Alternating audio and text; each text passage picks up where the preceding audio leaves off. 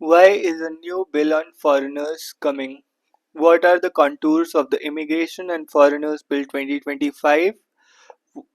What obligations do universities, educational institutions, and hospitals have when admitting foreign nationals? How does the bill penalize the use or supply of forced passports, visas, or other travel documents?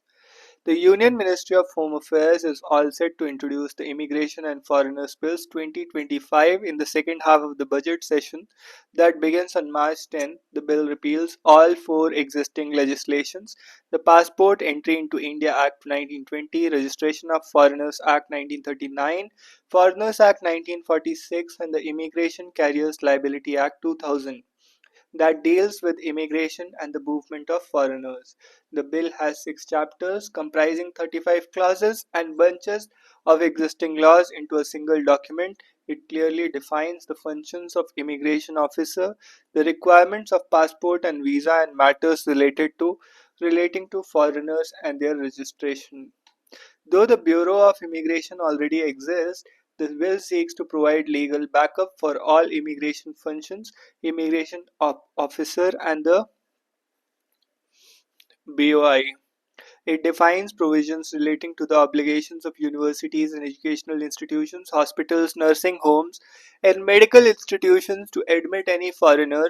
Earlier, foreigners were asked to register with the Foreigner Register Regional Registration Office. Presently, it is mandatory for hotels and guest houses to share the passport details of foreigners with the police. The bill also has provisions relating to foreigners whose movements are restricted, the power of civil authority to control places frequented by foreigners, and the provisions related to the liability of carriers and their obligations.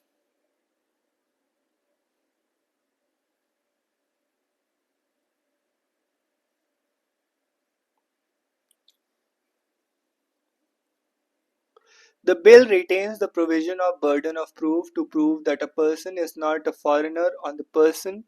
What is the provision for entry and stay of foreigners?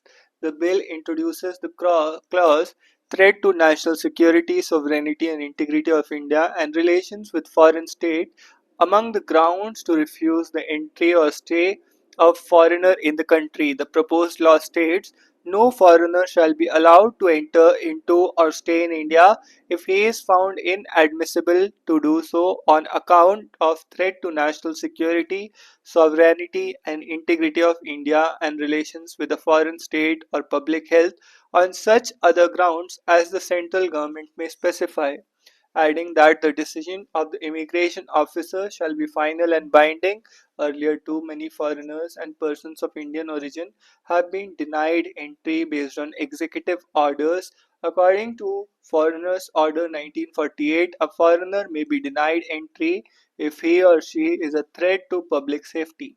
If the foreigner carries an infection or is affected by mental illness, if the passport or visa is invalid, faces extradition, or has been previously denied entry into the country.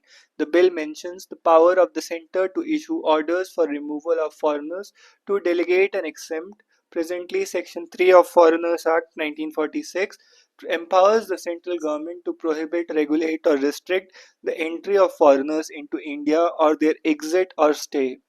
Section 5 of the Passport Act 1920 has also the provisions for the removal of a foreigner who has entered without documents or a visa. The penalty for entering India without a passport or travel documents in the proposed legislation is imprisonment for the 5 years or fine up to 5 lakhs of both using a supply forged or fraudulently obtained passports or other travel documents or visas shall be punishable with imprisonment for a term not less than 2 years but may extended to 7 years, and a fine of not less than 1 lakh but which may be extended up to 10 lakhs, the bill proposes. Yes, the Ministry of Home Affairs informs the Jharkhand High Court that since the central government does not maintain A separate federal police force exclusively for dedicated to the task of detection and deportation of foreigners staying illegally. Action in this regard has been entrusted to the state police. According to the guidelines issued on April 24, 2014 and July 1, 2019, a foreigner can be deported after completion of the sentence court proceedings by the state government if he or she has a valid travel document, passport, and no other court case pending. In case the foreigner does not have a valid travel document, it should be obtained from the embassy or high commission. The bill does not use the term detention centers. Clause 13 says foreigners are required to reside at a place set apart for the residents under supervision. The center may regulate access to places in India where foreigners whose movements are restricted are lodged. In 2019, following a Supreme Court directive, the MHA finalized the Detention Center Manual for restricting the movement of foreign nationals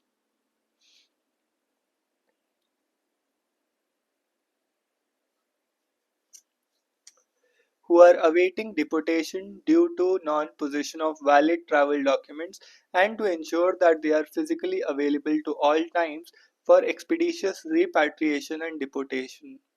The manual notes that states require no specific approval from the Home Ministry to set up detention centers, holding centers, or camps. It lays down that centers should be set up outside the jail premises and their numbers and size should be decided by the states, keeping in view the actual number of foreigners to be housed as well as the progress in deportation proceedings. The MHA has what are the mechanisms in place to track the movement of foreigners? MHA has asked states to constitute two committees to identify foreigners who have entered pre-India and post-January 1, 2011 and have stayed on beyond the visa period. The details of the foreigners who entered legally and are said to be flouting visa regulations are uploaded on the EFRRO portal, which can be accessed by the local police. Their details are also shared with the government departments running flagship welfare schemes, driving license, and PAN databases so that action can be taken if documents have been obtained fraudulently. The MHA asked the Unique Identification Authority of India to create a negative list of Aadhaar cards if a police investigation shows that they were procured fraudulently. The MHA has also operationalized a foreigner identification portal which is accessible by the state police to upload the biometrics and other details of illegal foreigners. The purpose of the portal is to enable the states to identify illegal migrants for deportation and to prevent them from procuring documents such as Aadhaar. Set to introduce the Immigration and Foreigners Bill 2025 in second half of the budget, the bill repeals all four existing legislations: Passport Entry into India Act 1920, Registration of Foreigners Act 1939, Foreigners Act 1946, Immigration Carriers and Liability Act 2000. Clearly defines the functions of the immigration officers. Though the Bureau of Immigration already exists, the bill seeks to provide legal backup for immigration functions.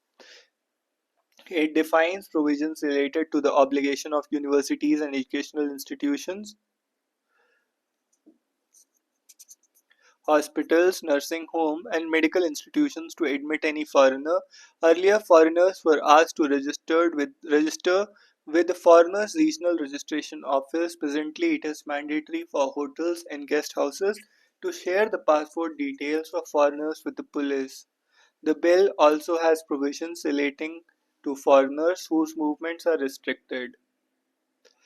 The bill introduces the clause "threat to national security, sovereignty and integrity of India in relations with foreign state" on among the grounds to refuse the entry or stay of foreigner in the country. The proposed law states no foreigner shall be allowed to enter into or stay in India if he is found inadmissible to do so on account of threat to national security, sovereignty and integrity of India, relations with a foreign state or public health on such grounds as the central government may specify, adding the decision of immigration officers shall be final and binding. Earlier, too many foreigners and persons of Indian origin have been denied entry based on executive orders.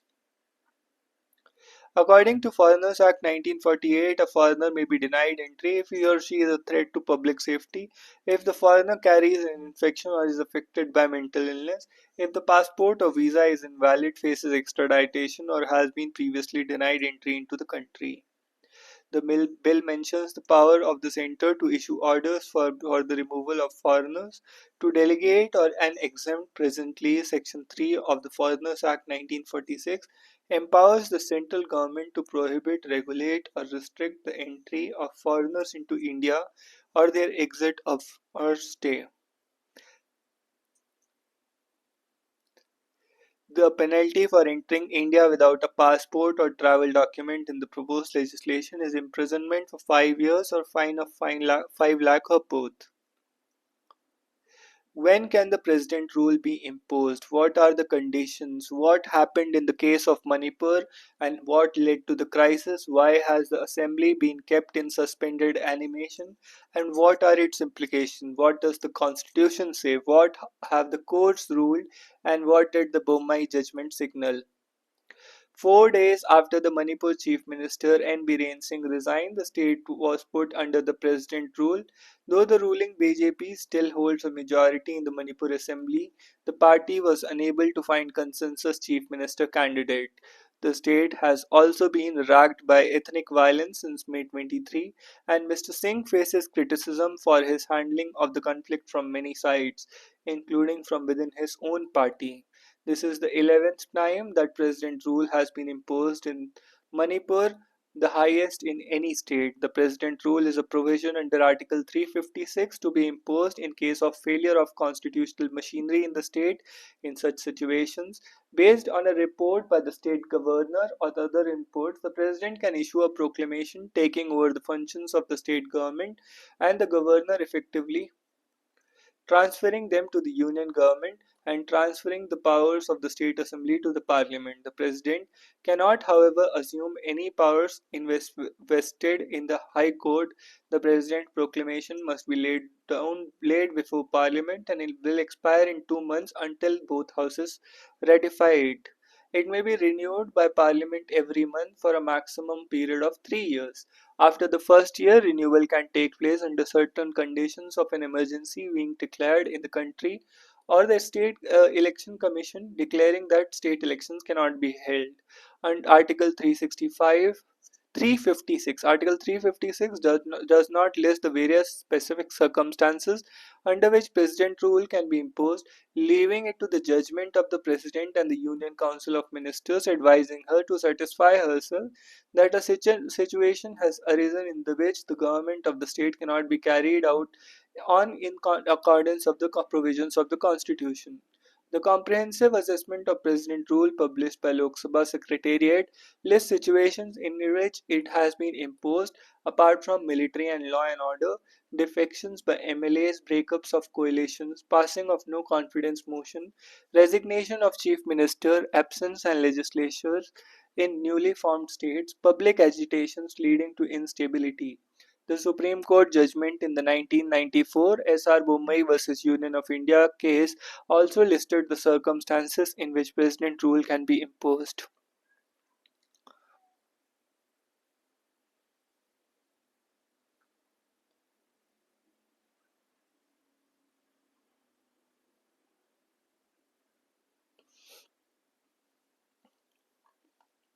What are the previous instances of the imposition of president rule?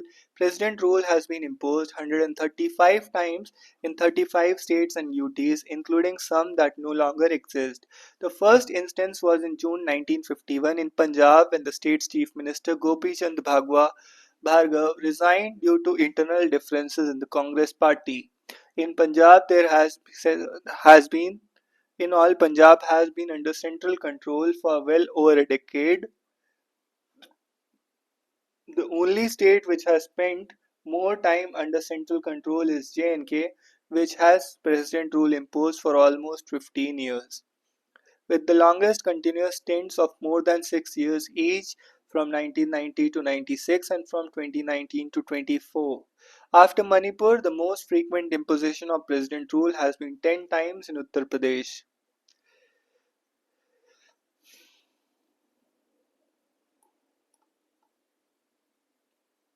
There have been several instances of Article 356 being applied in cases where the same party is in power at both center and state, including in Andhra Pradesh in 1973, Assam in 1981, and Gujarat 1974, and Karnataka in 1990, and now in Manipur in 2025.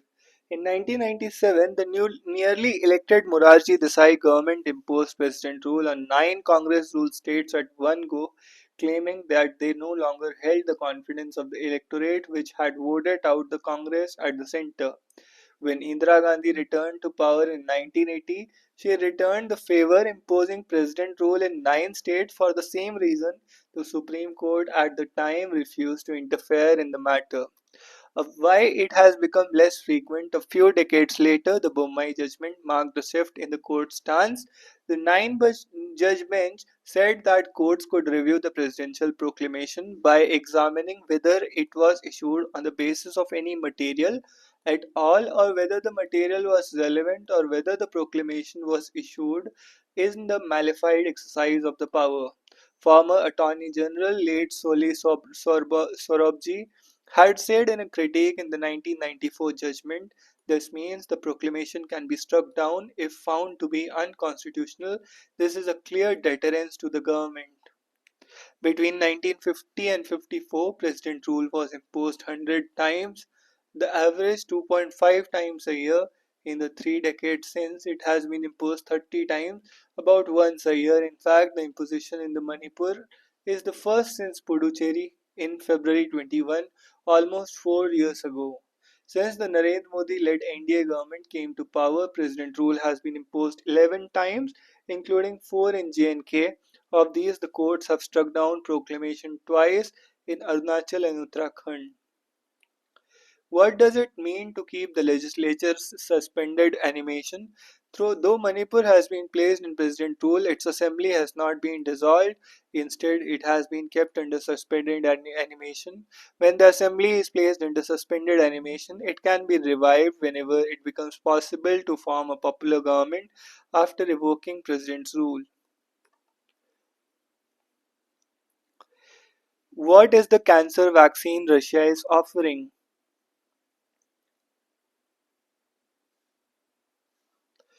Why does an mRNA-based vaccine holds promise? What have preclinical trials shown about its efficacy?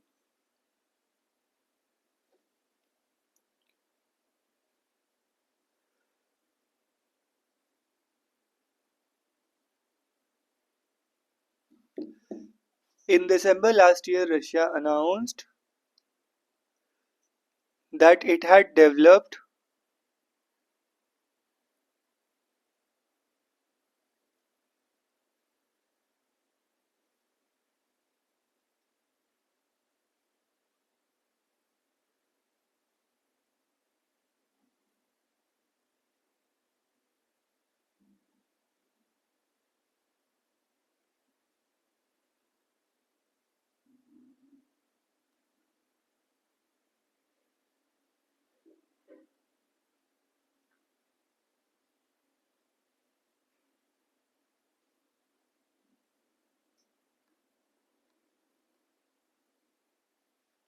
In December last year, Russia announced that it had developed a new mRNA-based personalized vaccine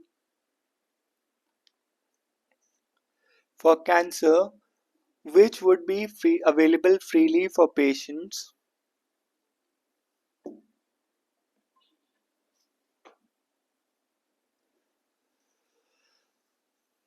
by early 2025. Media reports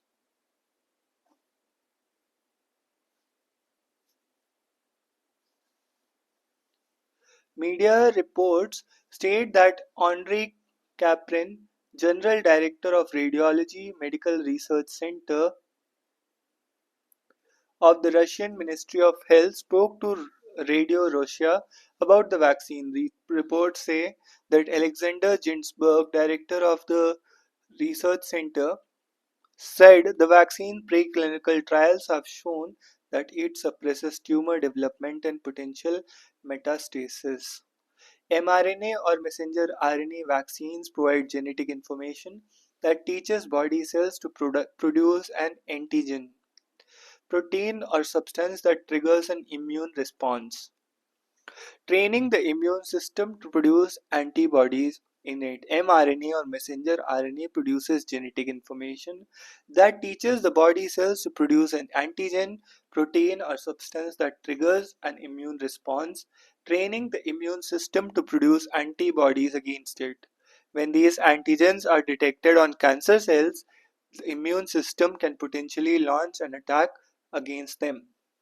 An mRNA cancer vaccine is a form of immunotherapy. Cancer cells often develop mechanisms to avoid being detected and destroyed by the immune system. The immune evasion mechanism has now been understood, and the idea of immunotherapy, therefore, is to boost the body's immune system to find and destroy cancer cells, preventing their spread. The advantages of this treatment are that unlike chemotherapy, only the cancer cells are killed and the side effects are lowered, said Professor and Head of Medical Oncology. While vaccines, an mRNA cancer vaccine is a form of immunotherapy. Cancer cells often develop mechanisms to avoid being detected and destroyed by the immune system.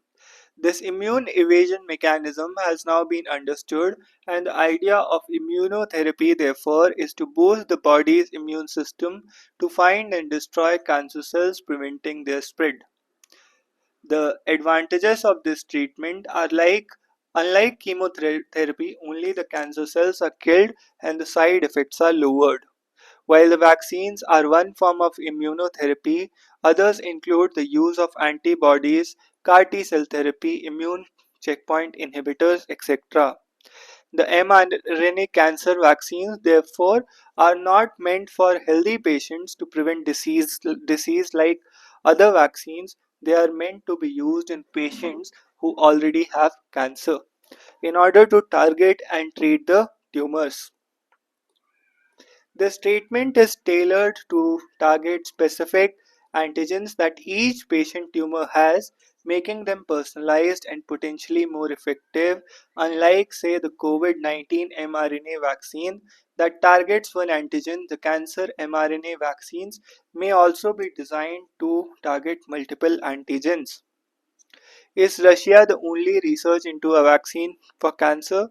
No, it is not. Last year, the UK's National Health Service launched the Cancer Vaccine Launchpad, a trial program to speed up access to mRNA personalized cancer vaccine clinical trials for people who have been diagnosed with cancer and accelerate the development of cancer vaccines as a form of cancer treatment, according to its website. In the US, global biopharmaceutical company CureVac announced in September last year that its CVGBM cancer vaccine showed promising immune responses in a phase 1 study in patients with glioblastoma brain cancer. Currently, more than 120 clinical trials are underway in various parts of the world.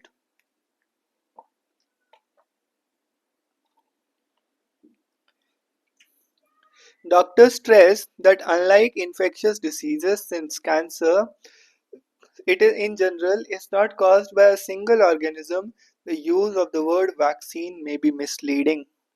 In terms of prevention of cancer, the human papillomavirus vaccine can prevent cervical cancer since over 90% of the cases are known to be caused by this virus. Also, the hepatitis B vaccine that is given to prevent the hepatitis B viral infection may have a protective role in the prevention of liver cancer. Patients must understand that these immunotherapy treatments are not preventive in nature. At the moment, there is very little information available about the Russian treatment being offered. Any new drugs goes through multiple stages of clinical trials, a process that takes years.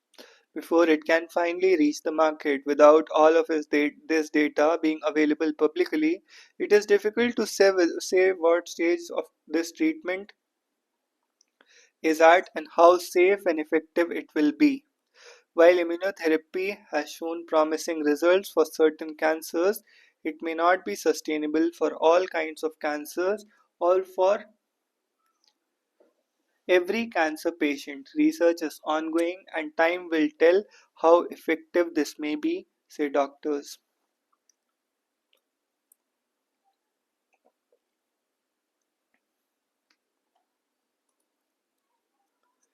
The the party was born out of an India against corruption movement and promised new beginning in the Indian politics. Over the years, moved away from some of its core ideas and built its electoral politics on a promise of welfare and welfareism and subsidies, peppered with Hindu symbolism and nationalism. AAP won 67 out of 70 seats in 2015 in Delhi and returned to power in the state in 2020 by winning 62 seats. The party came to power in Punjab in 22 and later this year and won 5 seats in Gujarat with 12.2% vote share. This performance led to party getting the national party status in 23 in just little over 10 years since its formation. But along this journey, founding members Prashant Bhushan and Yogendra Yadav were expelled, while many others left the party. As AAP grew, the power also consolidated in the hands of one man, Arvind Kejriwal.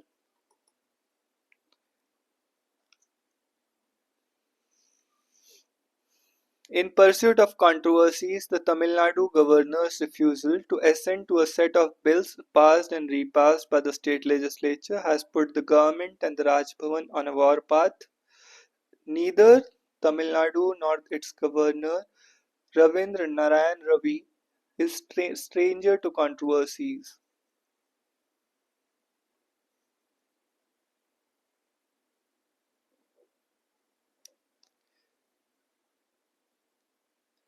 However, the last 3 odd years of the 72-year-old governor, a retired IPS officer of the Kerala cadre, has all along been full of controversies. As an officer of the intelligence wing in the police initially, and an interlocutor for subsequently for the Naga peace process for 7 years, Mr. Ravi, who was also Nagaland governor during August 2019 to 21, must have used his diplomatic skills greatly. This could be seen from the fact that he, as a union government's representative, signed a framework agreement with one of the rebel Naga groups in New Delhi in August 3rd, 2015. It was another matter that he later quoted one controversy after another as the governor of the northeastern state. But in the case of southern state, the trouble began more than 40 months ago, even before Mr. Ravi became the 26th governor of Tamil Nadu. The then Chief Minister K.S. Alagiri questioned the motive behind Mr. Ravi's shift and recalled how another retired police officer, Kiran Bedi, as Lieutenant Governor, and former Congress government headed by V. Narayan Swamy had fractious ties. The first sign of trouble between the governor and DMK led by was visible over the issue of clearance to the legislation seeking exemption from NEET for admission to undergraduate courses. Latter gradually found that Mr. Ravi was not acting as a facilitator for sending the bill to the president for assent. It was then January 22 the DMK began making its demand for his ouster after Mr. Ravi sent back the bill on ground that it was against the interest of the students from rural areas and economically weaker sections. State Assembly in February 22 readopted it and returned to him. Eventually, the governor had referred the bill to the president, leaving the matter pending. On many other bills, the state government had to seek remedy from the Supreme Court, which in November 23 described as a serious concern. Constitutional deadlock created by Mr. Ravi.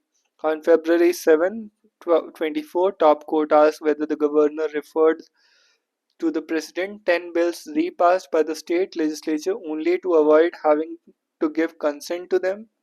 Mr. Ravi is in no way different with regard to higher education, where he has a direct role to play in the form of Chancellor of State Universities, six of which have not been having Vice Chancellors. For the purpose of selecting VCs, he is pushing for the implementation of UGC's 2018 regulations, which stipulates formation of a panel of 3 to 5 persons, including a nominee of the UGC chief. But the DMK government is citing an order passed by its predecessor AIDMK government in January, which does not accept the stipulation. Mr. Ravi also raised many eyebrows in May 23 vis-a-vis Electricity Minister Senthil Balaji after the Supreme Court cleared the decks for the law enforcement authorities to proceed against the minister in case of alleged corruption. Governor initially suggested to Mr. Stalin to drop him from the cabinet. Later, he rejected the Chief Minister's recommendation for retaining him as a minister without portfolio.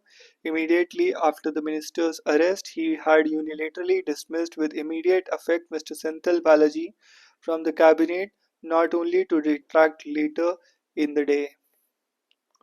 Mr. Ravi's refusal to toe the line of the state government during the governor's customary address to assembly has become an annual feature.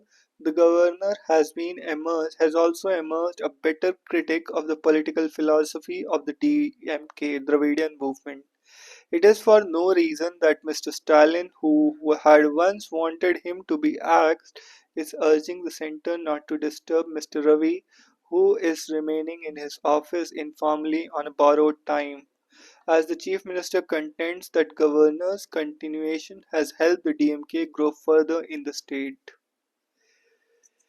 Rebels who lost their cause, Congolese militants backed by neighboring Rwanda, continues to make territorial gains but also faces serious allegations of war crimes.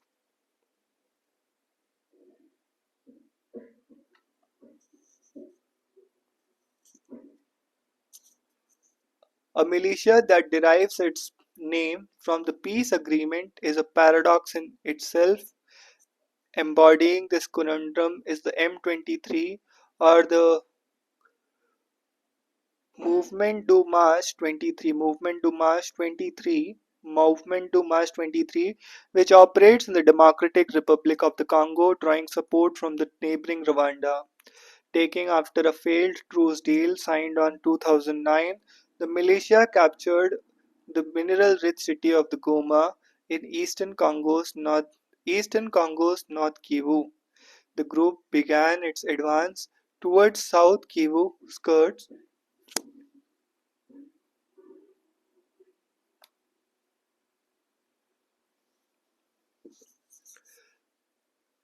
The origins of the M23 are rooted in noble intentions for its claims to protect the minority Tutsis from Hutu ethnic militias. Tutsis from Hutu ethnic militias.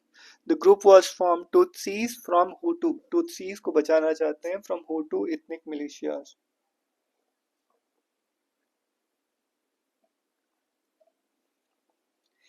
The group was formed in 2012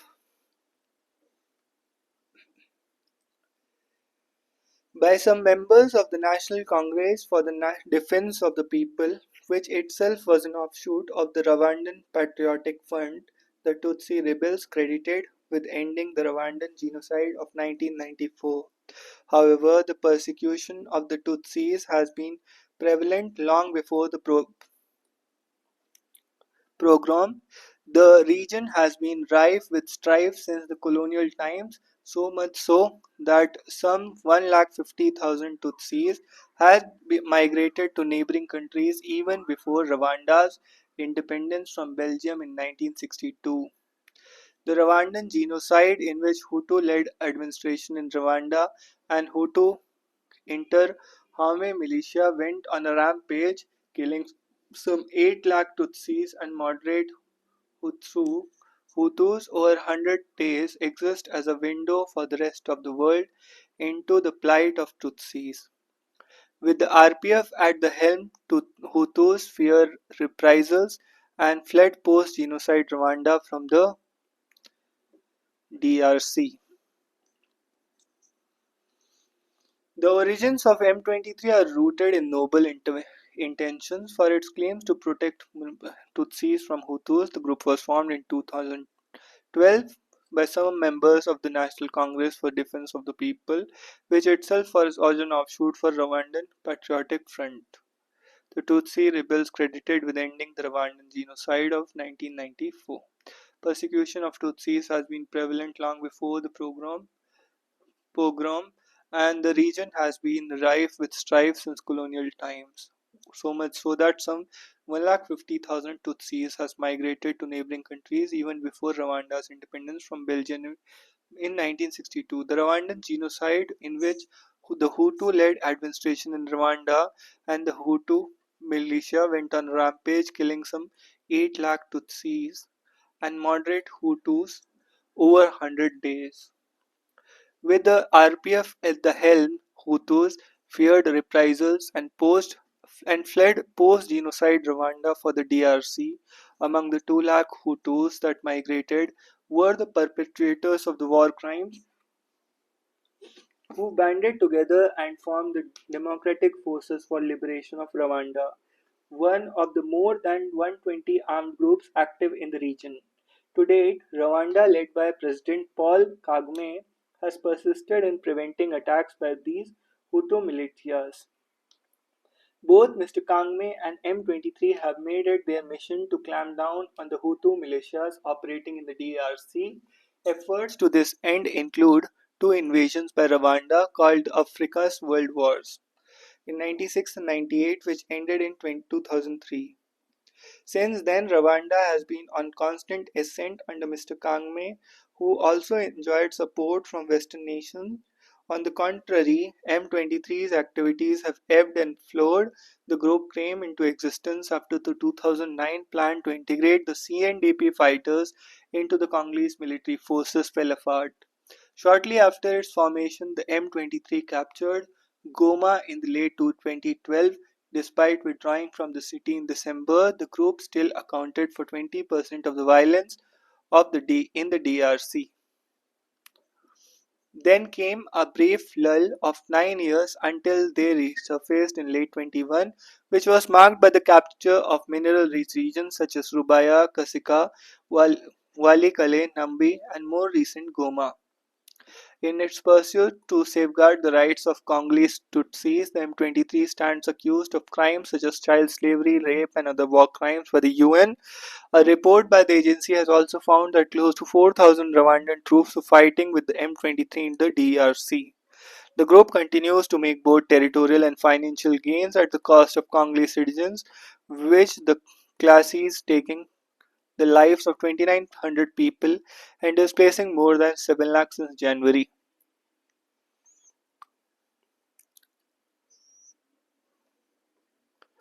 Sex work drives mpox-clad IB outbreak in Democratic Republic of Congo. Mpox-clad IB. Ape.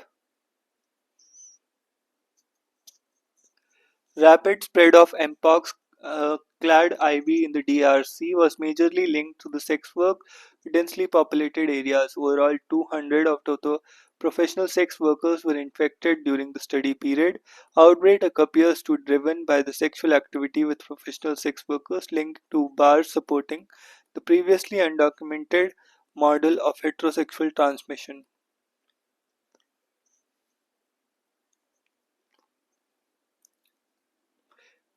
Loggerhead turtles use geomagnetic field to navigate large distances.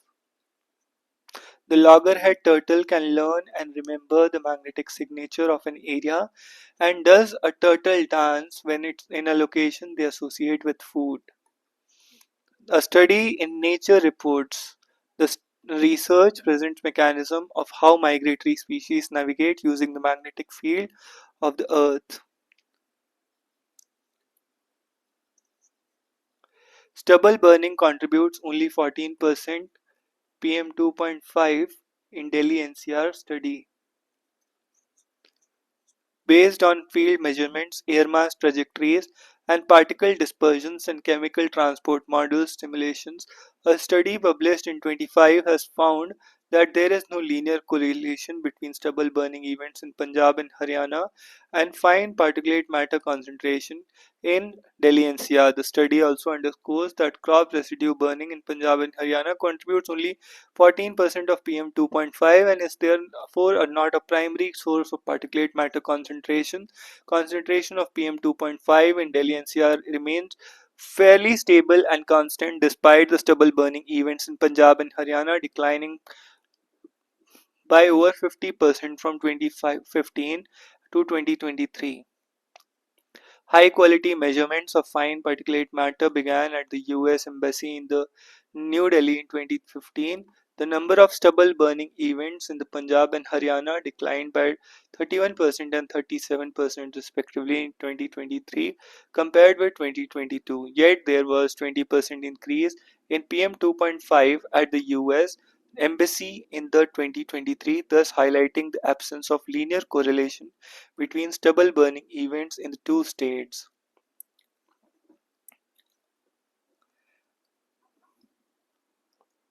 There is no linearity between fire counts in Punjab and Haryana and PM 2.5 variations in Delhi and NCR.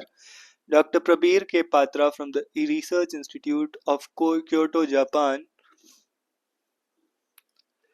one of the corresponding authors in an email to the Hindu said, stubble burning almost ceases after November. However, the air quality index in the Delhi NCR region has stubbornly remained in the very poor to severe category since 2016 due to stagnant winds, lower mixing heights, and inversion conditions resulting in high pollution. Stagnant winds, lower mixing heights, inversion conditions, and resulting in high pollution. The author says that amount of biomass burned in Punjab and Haryana does not always determine the air quality of heavily urbanized Delhi NCR region. And Dr. Patra says our data clearly shows that PM 2.5 stays high, greater than 100 microgram per meter cube, well beyond November and through the first week of February. There is a link between stubble burning and PM 2.5 concentration when there is strong wind. While the wind patterns play a crucial role in pollutant transport, they are not sole factor determining PM 2.5 levels. Other meteorological factors and local emissions to influence PM 2.5 levels when the dispersion conditions are unfavorable, low wind speeds, temperature invasion trapping, and pollutants near the surface or stagnant air preventing movement, pollutants may not be effectively transported, leading to weaker or no observable correlation. During the graded response action plan implemented at stage 3 and 4, where EQI is severe and severe plus, PM 2.5 levels have dropped significantly when strict measures to control transport sector and construction activities were enforced. According to Dr. Sachidan N. Tripathi from IIT Kanpur, who is not associated with the study, at 30% the major contributor to fine particulate matter is the transport sector, followed by local biomass burning at 23%, 10% of construction industry and road dust, while cooking and industry contributes 5 to 7% and 10% is unaccounted. In contrast, stubble burning in Punjab and Haryana contributes only 13% and that too during October to November. Neutrinos 20 times more energetic than seen detected was spotted by the cubic kilometer neutrino telescopes. Cubic kilometer neutrino telescope. Coral reefs in the Gulf of Eilat recover after a shutdown. Gulf of Eilat 3000 year shutdown from about 4400 to 10,000 years likely to due to temporary drop in sea level that could be caused by global cooling. Study reveals how Arctic life changed Greenlanders' genes. How does Antarctica's only native insect species survive in extreme winters? Flightless Antarctic midge is the only insect native to Antarctica. Midge. Myanmar junta criticizes Argentina arrest warrant for military leader.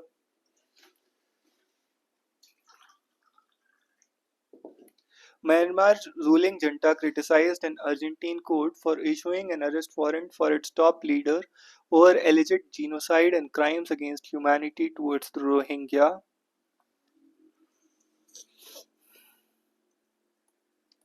Warrants were issued for military and civilian officials, including junta leader Min Aung Hlaing in picture and former elected leader Aung San Suu Kyi.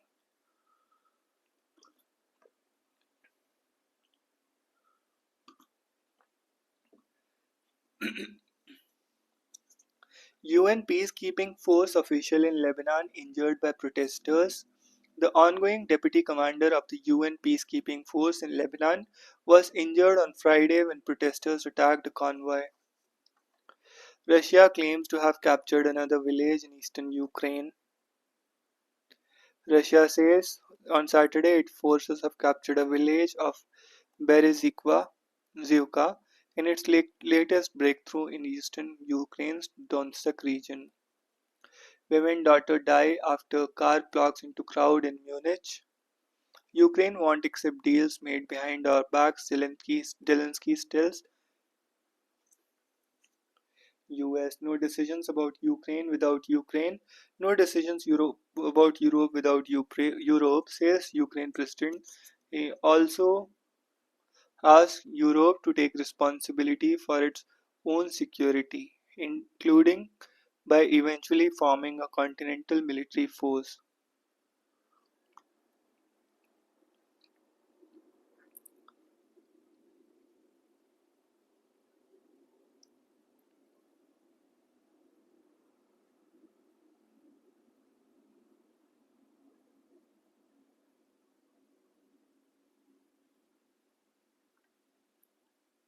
Mr. Zelensky,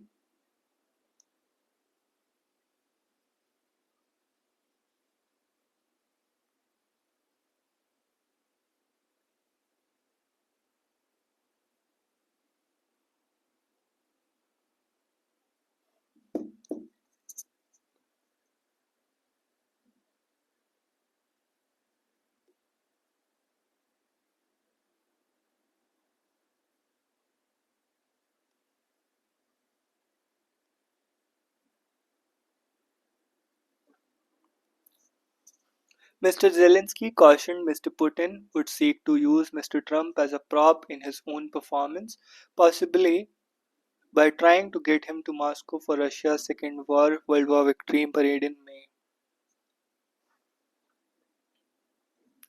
Kiev has urged Washington to come up with a common plan to confront Russia, but Mr. Zelensky suggested that there was not yet a joint stance after his meeting with Mr. Vance.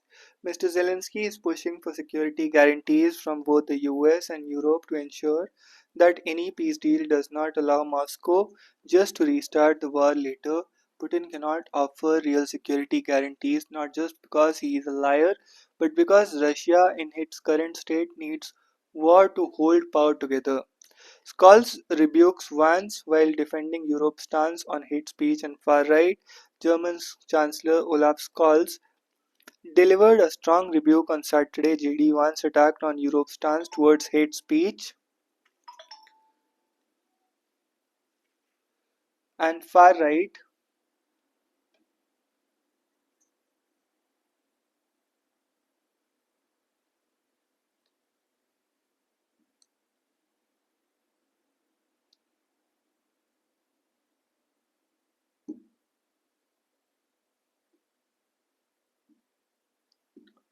Mr. Vance lambasted European leaders on Friday, the first day of the Munich Security Conference.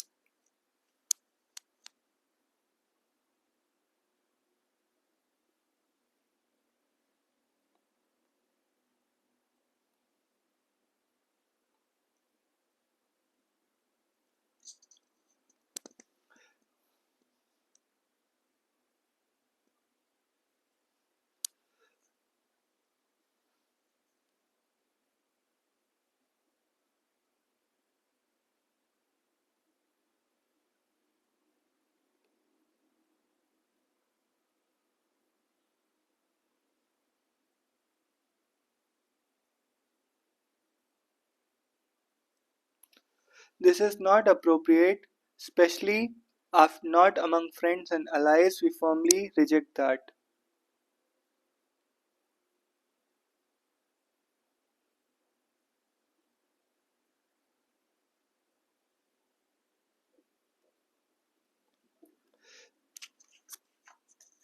Referring more broadly to Van's criticism for Europe's curtailing of hate speech, which he has likened to censorship, Mr. Skoll said today's democracies in Germany and Europe are founded on historic awareness and realization that democracies can be destroyed by radical anti democrats. Rwanda backed M23 rebels move into eastern Congo's second major city of Bukavu, second largest city on Bukavu. China will play along to the end with US, says Foreign Minister. Play along to the end.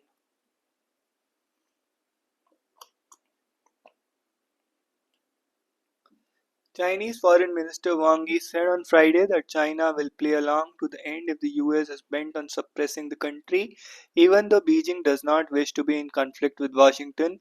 Mr. Wang, speaking at the Munich Security Conference, said China would respond resolutely to unilateral bullying practices, but hopes that US can work together with it in the same direction.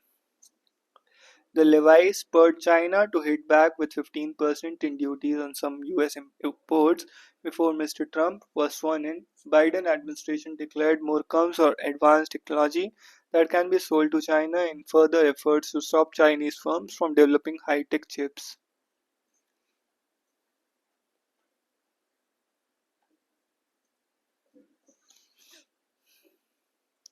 The Indian Force Surya Kiran acrobatic team displays its skills during Aero India. An American F-35 flies over Russia's Su-57E fighter jet at Aero India. Sukhoi 57E. A US F-16 fighter jet takes to the sky. F-16 fighter jet. Russia's fifth generation Sukhoi 57E. Sukhoi 57E. Every 2 years at Bengaluru's winter fades, the city welcomes spring. It also times for metal birds from all over the globe to take skies with thunderous roar. The ritual started more than 3 decades ago at the Air Force Station at Yelahanka with the first ever air show, then known as Avia India, being first held in 1993. Modest display of a few aircraft, rebranded as Aero India 1996, the show has grown from strength to strength and is Asia's largest air show today. It must it's now a must-visit event for every major armament companies from all over the world to showcase their latest arsenal. The number of aircraft and flying display teams might have dwindled over the years, however, they have not stopped people flocking to the venue in large numbers. To catch a glimpse of the light utility helicopters, Sukhoi 30 MKIs, and light combat aircraft. And every time the Surya Kiran acrobatic team performs its graceful loop, the thrilling barrel roll, gravity defying inverted flying, and the DNA maneuver, the O's and R's from the crowds only get louder. The IAF's Surya Kiran acrobatic team during the final dress rehearsal ahead of Aero India, visitors watched the thrilling displays during the show. People thronged the venue to catch a glimpse of the gleaming planes. Commuters stuck in massive traffic jams between Yelahanka and the Air Force Station during the road show.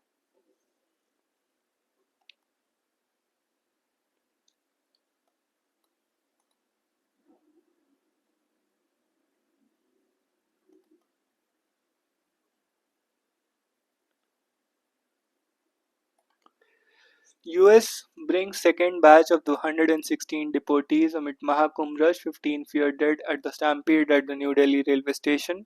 Third Kashi Tamil Sangamam gets underway in UP. Three AAP councillors joined BJP ahead of mayoral elections. General Manager of Mumbai Bank held for 122 crore fraud.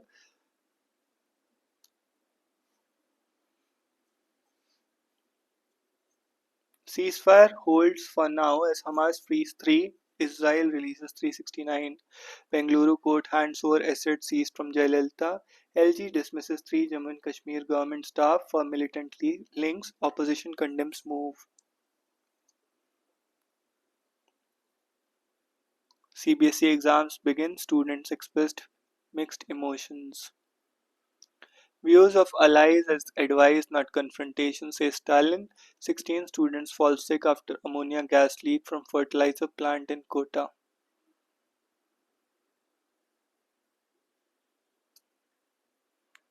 Locals caught between a rock and a hard place as mining begins in India's largest coal block. Deucha Panchmi coal mining project in West Bengal's Birbhum district.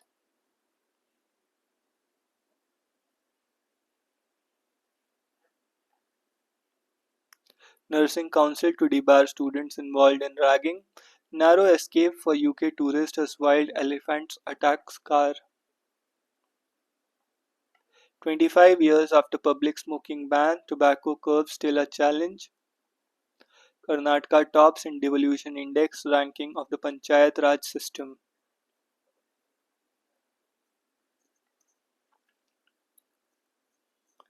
Six key criteria. Karnataka tops the overall devolution index ranking of the Panchayati Raj system, among states where Kerala and Tamil Nadu were in the second and third spot.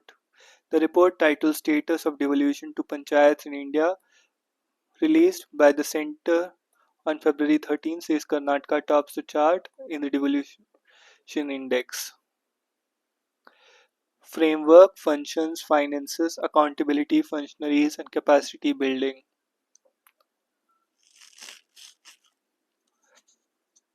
Amidst strained ties, Jaishankar to meet Bangladeshi counterpart.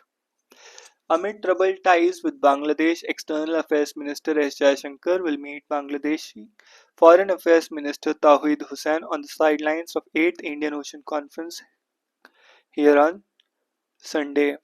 Mr. Jaishankar, who will inaugurate the regional conference co-hosted by Ministry of External Affairs and the Omani government and organized by India Foundation, will also meet with number of foreign ministers from 27 countries that are taking part.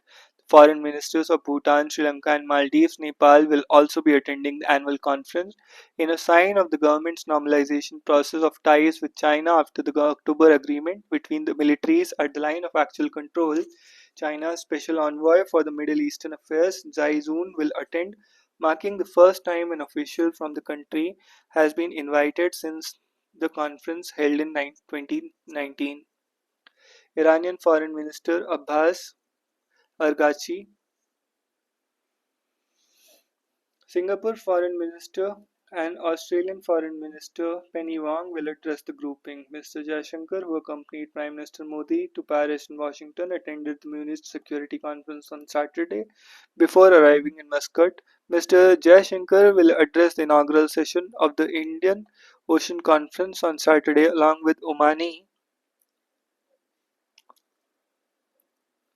on Sunday, along with Omani Foreign Ministry Syed Badr bin Hamad. Mr. Jaishankar's meeting with the Bangladesh Foreign Affairs advisor is particularly significant.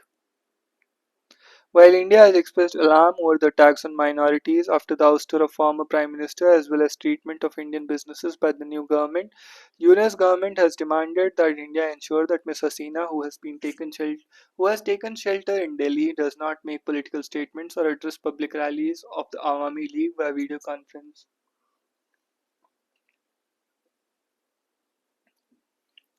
A number of other irritants over border security, water sharing, and flood management, trade issues, release of radicals, and those accused of terror charges in Bangladesh have also been discussed between both sides, including during a visit by Foreign Secretary Vikram Misri to Dhaka in December. Mr. Jaishankar and Hussain will be tasked with taking forward the task on resolving issues. Mr. Jaishankar will also have a chance to interact with other counterparts from the region. Not all disputes suited for court mediation is the mode for redressal (CJI). Chief Justice of India Sanjeev Khanna said not all disputes are suited for courtrooms and litigations and asserted that mediation is the mode for redressal as it offers creative solutions and strengthens relationships. Just as problems cannot be fixed into boxes, neither can their solutions. As our problems keep becoming more dynamic, the need for solutions has to be more flexible. The road for justice itself cannot be hurdled to achieve it. He said the generation today faces challenges that our predecessors hardly imagined, like climate change that threatens not only our environment but the very fabric of human rights and social justice, and digital evolution that raises unprecedented questions about privacy and human interaction. Manipur to build two camps for surrendered cadres of UNLF. The Manipur administration will construct two camps at two locations at the cost of 11 crore for 416 cadres of the UNLF, the oldest armed Meitei insurgent group which signed a peace agreement on November 23, 2023. Nearly 80 cadres of the Pambai faction of the UNLF surrendered in 23 with 31 weapons. A few more cadres laid down arms subsequently. The group advocates for secession of Manipur and largely operates from Myanmar. The surrender came after ethnic violence between Kukizo and Meitei people erupted in May 2023. Manipur Police Housing Corporation floated two tenders for construction of infrastructure for proposed peace camps at Thauwal district and Kakching district for accommodation of UNLF cadres. The first tender is for the construction of prefabricated infrastructure for 285 cadres at the Kakching at an estimated cost of 3.45 crores. Second tender is for the construction of semi-pakka buildings for 115 cadres.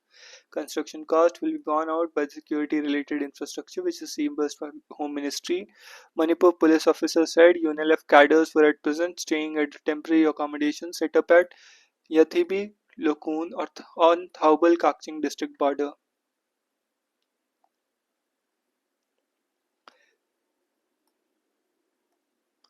The cadres have to stay in designated camps and their movement will be monitored by the Central Security Forces. India-US updealings in underwater domain awareness.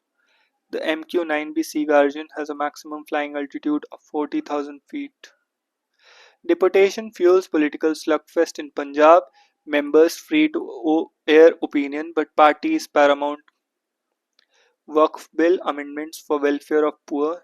Naidu, Nitish backed them. Kashi Tamil Sangamam is guided by Ek Bharat Shresth Bharat UPCM. Kashi Tamil Nadu share a deep cultural bond, says Adityanath. He notes that the event this year coincides with Mahakumbh, is the first after Ram Temple's consecration and revolves around the four S saints, scientists, students, and social reformers.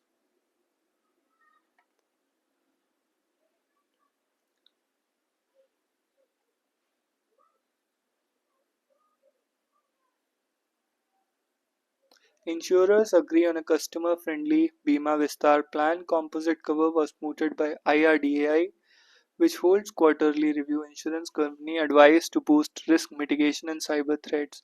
Sugar mills demanded a hike in minimum selling price, 39 a kg from 31 kg now.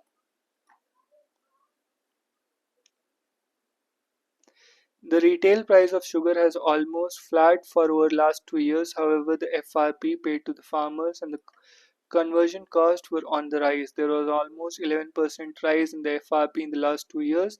The production cost was almost 41 a kg, for the price of ethanol had not been revised for supplies made by the sugar mills. Cane payment arrears to farmers by the sugar mills for the current sugar season that started on October 1 with 13,000 crore. In Karnataka, only 66% of total amount payable was paid.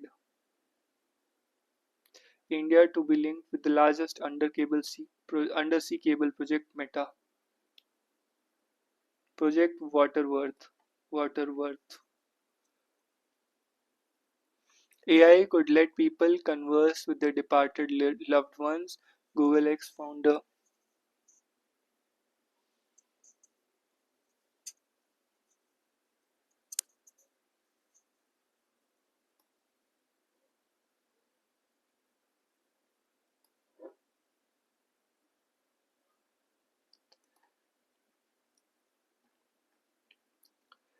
So that's all for today. See you in the next one.